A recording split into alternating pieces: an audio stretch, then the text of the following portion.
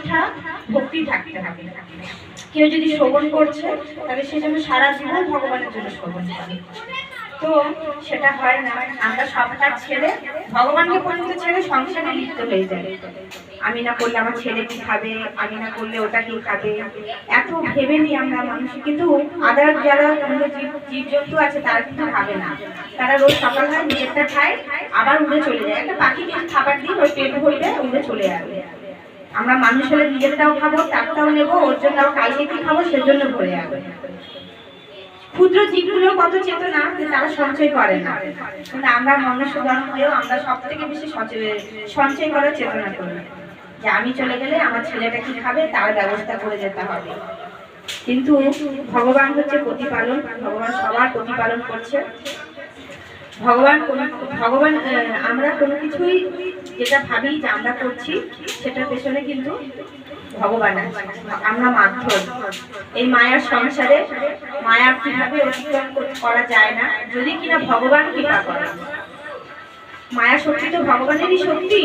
এই মায়া শক্তিকে আমাদের কারো সাথী নেই যে আমরা অতিক্রম করে চলে যাব। কেন, এটা একটা লাইন করা আছে, যারা শুদ্ধভাবে ভক্তি করবে তারা সেই মায়াটা বুঝতে পারবে। যেমন যারা উচ্চ স্তরে ভক্ত তারা কিন্তু মায়াটা বুঝতে পারে। তো যারা অভক্ত তারা ভক্তদের পাগল মনে করে। এত সুন্দর জীবন থাকতে খেতেও ঘুরতে ফুর্তি করতো, তারা এখন কৃষ্ণ কৃষ্ণ করছে। অভক্তরা ভক্তদেরকে পাগল মনে করে, আর ভক্তরা তাদেরকে দেখে করুণা করে। আমাদের এত দুর্লভ মনুষ্য জন্ম পেয়ে তোমরা ভগবানকে ভজছ না, কৃষ্ণকে ভজিছ না, তোমাদের যে কি গতি হবে। তো ভক্তরা অভক্তদের দেখে দুঃখ পায়, কষ্ট পায়।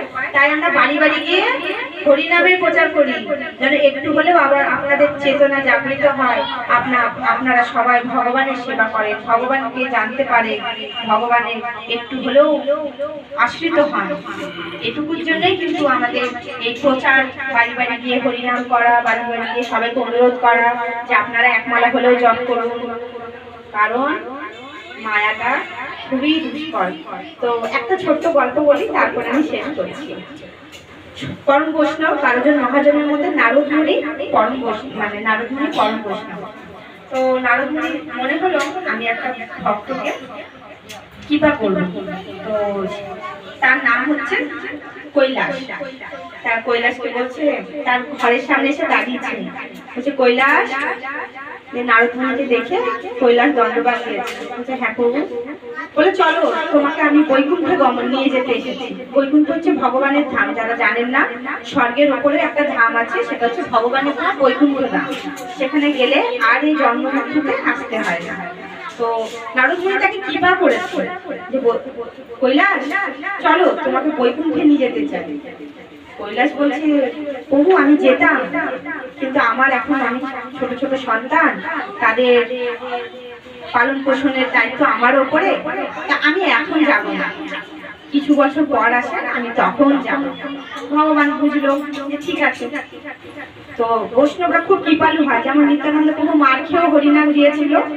তো নারদ মুনিও তো পরম বৈষ্ণব, তো উনি বলে ঠিক আছে। উনি আবার কয়েক বছর পর এসেছেন, আবার এসে বলছে কৈলাস চলো তুমি বৈকুণ্ঠে যাবে বলেছিলে, আমি আবার তোমাকে নিতে এসেছি। বলছে বলবেন না প্রভু, আমার ছেলে মেয়েগুলো বড় হয়েছে বটে, কিন্তু তাদের বোধ বুদ্ধিগুলো ভালো না। আমি যদি না থাকি তাহলে তারা সব ব্যবসা লাটে তুলে দেবে, আমি না থাকলে ওরা সব গরমিল করবে, আমাকে এখন থাকতে হবে। বললো ঠিক আছে, আমি তাহলে আরো কিছু বছর পর আসি। আবার কিছু বছর পর আসতে গেছে, বলছে এবার চলো, নাতিপুতি হয়েছে। বলছে না না এখন তো আরোই যেতে পারবো না, কারণ এই নাতিপুতিগুলোকে কে দেখবে, এগুলো তো খুব ছোট, এগুলো তো আমাকে ছাড়া চলতেই পারে না। তখন নারদ মুনি একটু আশ্চর্য হলো, তাও বলে ঠিক আছে আমি আবার কিছু বছর পরে দেবো। বৈষ্ণবরা সহজে হার মানে না, যারা ভক্ত তারা এটা ভালো করে উপলব্ধি করবে যে আমরা সহজে হার মানে না। তো নারদ মুনি বলে ঠিক আছে আমি আবার কিছু বছর পর, আবার সময়কালে উনি আরো কিছু বছর পর গেল। তখন বলছে কৈলাস কৈলাস, তখন ওর ছেলেরা যারা পুত্ররা ছিল তাইরা বাইরে এসেছে। বলছে হ্যাঁ বলছে আপনি কাকে খুঁজছেন? বলে এই কিছুক্ষণ আগে কৈলাস মন্দির ছিল। বলে উনি তো অনেক বছর, এই গত বছর হয়েছে, উনি গত হয়ে গেছেন, নেই, উনি মারা গেছেন। নারদ মুনি শুনে খুব কষ্ট পেল।